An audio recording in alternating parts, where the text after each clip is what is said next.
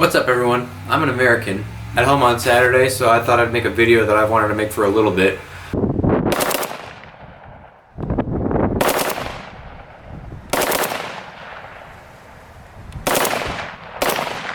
There might be some videos touching on the subject on the YouTubes, but I haven't seen that many of them simply because of statistics, I suppose. What I want to talk about today is AK74 for the left-hander.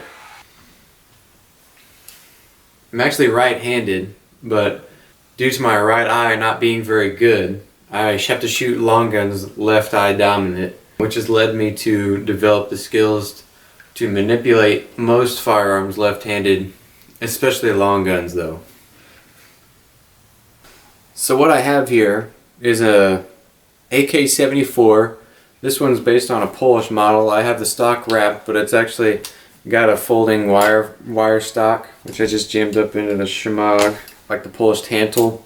Has different gas tube and mechanism up front. You'll see there's no lug right here that you can twist up to take the gas tube off. It's all based on one setup up here for both upper and lower hand guards. Standard muzzle brake that comes on it.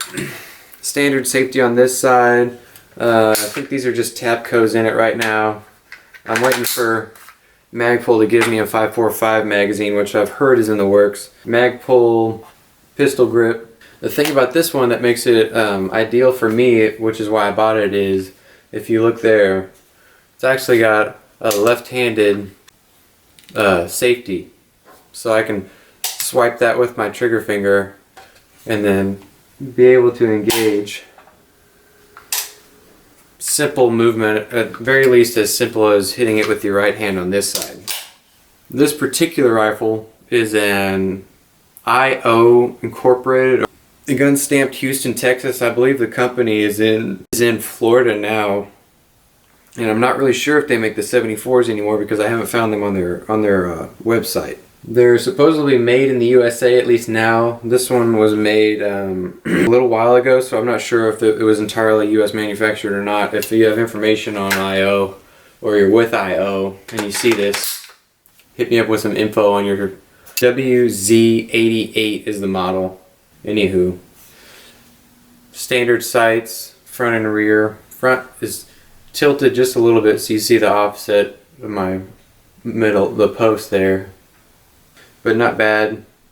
And I've got a Magpul vert grip that I actually chopped down about a ½ inch because you don't actually use a vertical grip the way some people think. And then I've retextured the front here where my finger tends to end up sometimes in order to keep it off the barrel. When I initially bought the rifle and started shooting it, I had a couple hang-ups.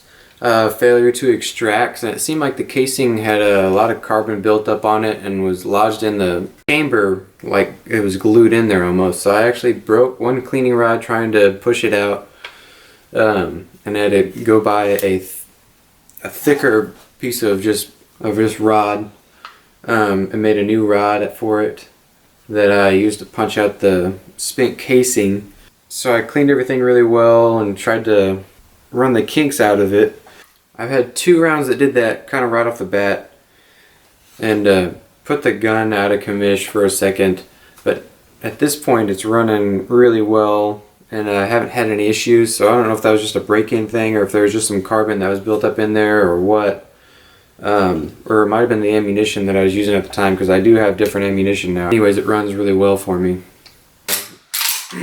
Maybe toy with the trigger a little bit. It's got a Tapco USA G2 trigger, which is okay. I actually took my sharpening stones, which is a Lansky kit. The kit itself comes with different progressive stones, and so we have a medium, a coarse, and a fine, and it allows you to take off very little amounts of material at a time. So I went in and actually polished the trigger mechanism in order to facilitate for a very smooth single stage trigger, which I actually like. I think maybe because I shoot a Glock and it kind of has that feel.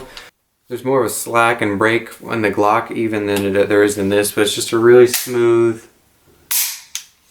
nice trigger pull after I did a little smoothing on it. But even stock, the trigger wasn't bad for a fighting rifle. Safety on the left side of the gun is connected directly to this side. Being able to hit it with the fat part of my finger right there and turn it off and on is almost an advantage to the other side. So for a right-hander, you kind of stage yourself up high, disengage the safety, and get your master grip kind of all in one movement. On this side, I have my grip at all times. Low ready, for example, I can engage the safety and be on the grip already, and then just move down to the trigger. Come up, safety's off. So that's one advantage to the Polish Tantal. On the original Polish Tantals, the actual military version, the fire select switch was located right here. And so you'd actually have your safety here, and then your selector for fire selection was on this side of the rifle. It says CPS, which I'm sure is a different language. So I don't know what those mean exactly. Another benefit to an AK74, which I think is a pretty significant benefit, is operation of the bolt. As a left-hander, I can be on target, reload the gun, put a new mag in, and cycle the bolt all on my shoulder, and be able to reacquire a sight picture quicker than someone who has to turn the gun over and do all that fancy AK stuff that you see on the YouTubes. Pow, pow, pow, pow, pow, pow, pow, click. More pow. Pow, pow. Advantage.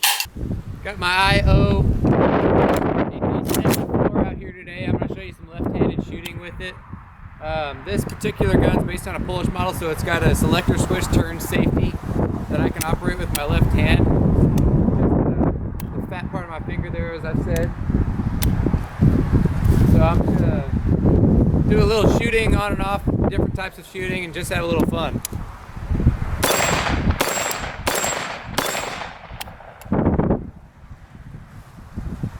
Safety's on. Come up, safety's off.